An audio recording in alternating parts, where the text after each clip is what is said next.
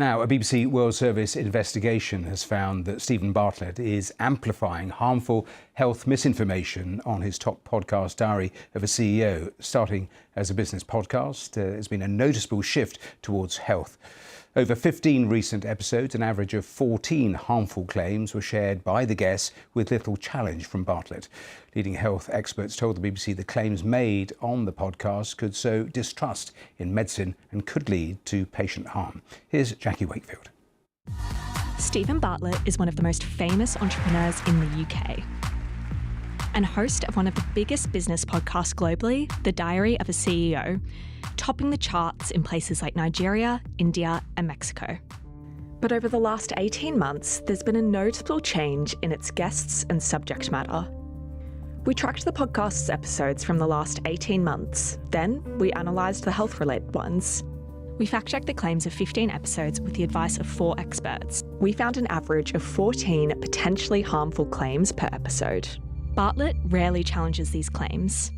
One of the guests Bartlett hosted was Dr. Mark Hyman, an alternative medicine doctor. Gluten can cause everything from osteoporosis to autism to schizophrenia. Another guest claimed the ketogenic diet was a treatment solution without chemotherapy. To manage cancer without toxicity is to simultaneously restrict the 2 fuels that are needed to drive this dysregulated growth, while transitioning the whole body off to a fuel that the tumor cells can't use, which is fatty acids and ketone bodies. At no point in the episode does Stephen challenge the suggestion that the keto diet could treat cancer. When we next hear from him, he says, "So what can we learn from our ancestors about cancer? If you were a cancer patient who took some of this advice and maybe changed your dietary patterns and became very restrictive when you were undergoing treatment, you could potentially and very realistically get very, very sick." But what could have motivated this shift to health? It's a very health-related clickbait content with scary titles, with this thing is toxic, this thing is going to kill you, and we know that does really well online with the algorithm, amplifying that. A spokesperson for Flight Studio, Stephen Bartlett's production company, said, "The Diary of a CEO is an open-minded, long-form conversation with individuals identified for their distinguished and eminent career and/or consequential life experience." They said each guest is thoroughly researched, offered freedom of expression, and they hear a range of voices, not just those Stephen and the Diary of a CEO team necessarily agree with. Dr. Thomas Seyfried said he stands by the statements that he made in the interview. Dr. Mark Hyman didn't respond to requests for comment. Is there a risk in having too much meat products? Bartlett's shift to health may be great for the reach of his podcast, but what's the line between hosting contrarian views versus allowing them to go unchallenged? And what are Stephen Bartlett's responsibilities as the host of one of the world's biggest podcasts? Well, you can watch the full investigation on the BBC iPlayer. But let's continue with this. Let's speak to Dr. Liz O'Riordan, who's a cancer expert, a former breast surgeon and author. Thank you, Doctor, for being here with us. How big a problem do you think is health misinformation, especially on podcasts?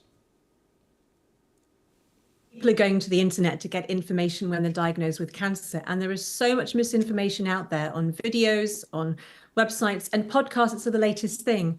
Guests can say what they like, they're not fact-checked by the hosts, and those 60-second clips are now being taken as medical advice.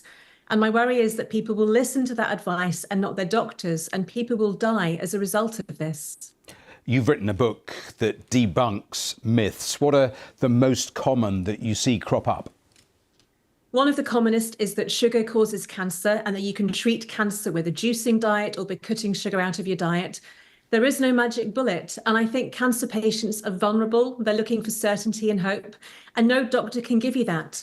But when you see people on podcasts and videos saying, "Hey, we can cure you, give us your money for supplements," real harm can happen.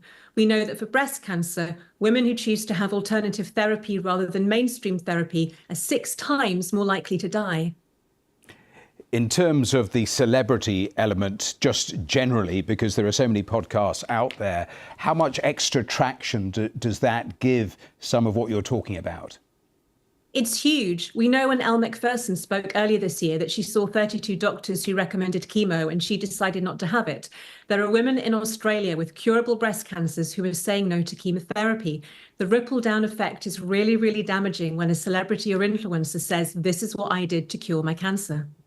Just a final thought then in terms of advice for people, because it is just natural, it's human instinct. If you receive a diagnosis, you are probably at your most vulnerable point, and you can so easily reach out to try to find alternative therapies, suggestions.